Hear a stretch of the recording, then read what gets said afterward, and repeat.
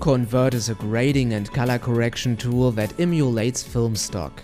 The idea is to give digital footage a filmic look.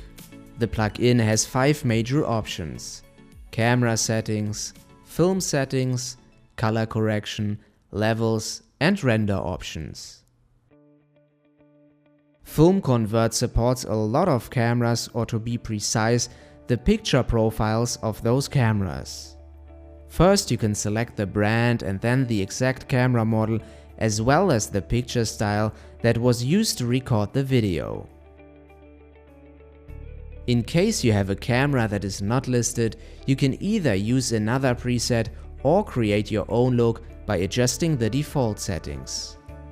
Although the presets are pretty accurate most of the time, we recommend fine-tuning the look by adjusting some settings.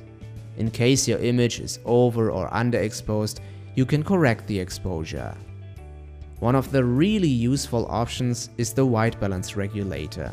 Especially when filming indoors with artificial light, shooting at the right color temperature can be tough, so having the option of correcting the white balance in post is welcome. The default setting is 5600K, which is normal for daylight shots. You can either just play around to find the ideal color temperature, or you can type in the exact Kelvin value it should have. The film settings is where it gets interesting. The option Convert to is the reason why the software is called FilmConvert.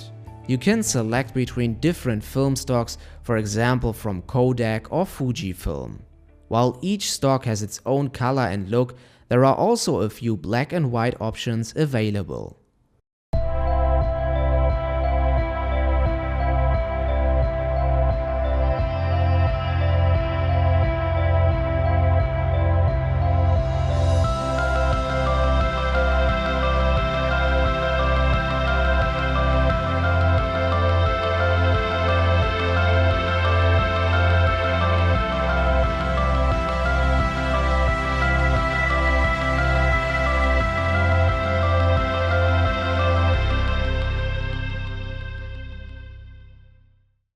In case the colors or contrast and exposure are too extreme, you can adjust them by going down with the film color or the curve.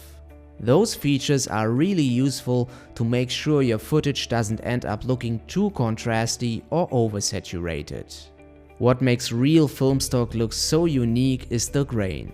The amount of grain can be adjusted in %. To get an even more filmic look, you can choose the stock size, for example, the very grainy 8mm stock or 35mm for a cleaner and sharper image. If you don't want to apply any grain to the footage, we recommend keeping the stock size at 35mm to avoid a blurry image. 8mm or 16mm will soften the image, which is useful when adding grain, but without it, it doesn't make much sense. When uploading the final video to YouTube or Vimeo, the grain might turn into blocking and not very nice looking artifacts due to the quality compression, so it makes sense to do a few rendering tests first.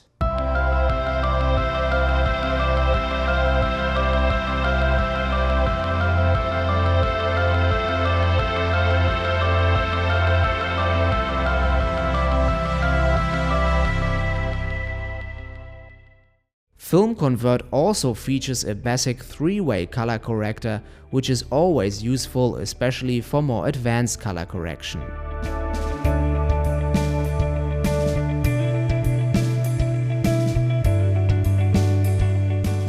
Depending on which picture profile is being used, the clip might not have enough or too much saturation. But above the color corrector is a slider to adjust the saturation. To fine-tune the exposure and contrast, you can also work with the levels to get the best results. Even though FilmConvert won't slow down your computer, you can choose between different rendering options, for example CPU and GPU, depending on your hardware. We have been using FilmConvert for almost 2 years on a lot of projects.